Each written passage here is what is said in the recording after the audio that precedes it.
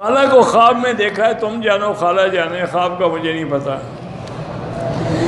پیر عزیز الرحمن ہزاروی، یہاں ان کی والدہ فوت ہو گئی، اللہ مغفرت فرمائے، ان کے درجات بلند فرمائے۔ ہمارے گھر میں پریشانیاں ہیں تو پریشانیوں سے بچنے کے لیے استغفار کیا کریں اور اللہ سے دعا کیا کریں، رب انی مسنی الضر وانت ارحم الراحمین۔ عمرہ سب کے لیے آپ کر سکتے ہیں۔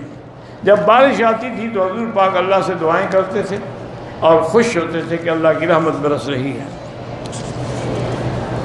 اللہم اجعلھا سقیا رحمت لا سقیا عذاب۔ یہودی لڑکی سے اور عیسائی لڑکی سے شادی بالکل جائز ہے، لیکن مسلمان لڑکیاں نہ ہوں تو۔ مسلمان گھر میں بیٹھی رہیں اور تم یہودیوں کی لڑکیوں سے شادی کرتے ہو۔ وہ تمہیں یہودی نہ بنا سکیں، تمہاری آنے والی نسل کو ضرور بنائیں گے۔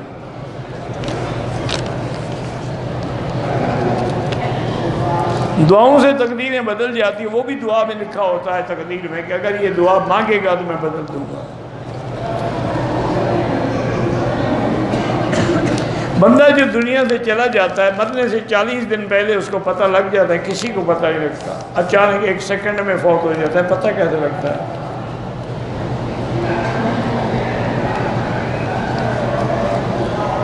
بہرحال میرے میاں دنیا سے چلے گئے، میں معافی نہیں مانگ سکتا۔ اب ان کے لیے آپ نیک عمل کرتی رہیں، خیرات کریں، صدقہ کریں، طواف کریں، عمرہ کریں۔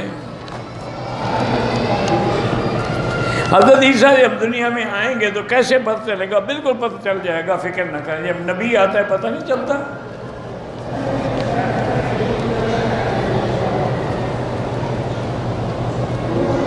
قبر میں عذاب ملے گا، کافروں کو ملے گا انشاءاللہ، مومنوں کو اللہ عذاب سے بچائیں گے۔ عذاب قبر نہ ہو تو حضور نے پناہ کیوں مانگی؟ انی اعوذ بک من عذاب القبر و فتنۃ القبر۔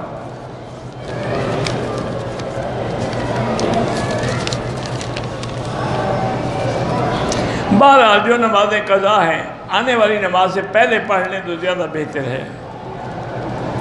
جب بندہ چلا جاتا ہے تو روح گھر میں آتے، کسی کے گھر میں نہیں آئے تو پکڑ کے رکھ لو، اس کو بٹھا دو، پھر جانے کیوں دیتے ہو؟ جب وہ تمہارے گھر میں آئے تو جالا ایک ٹانگ دو، جال میں پھانس دو اس کو۔ جھوٹے قصے لوگوں نے بنائے ہوئے ہیں، روح گھر میں آتی ہے۔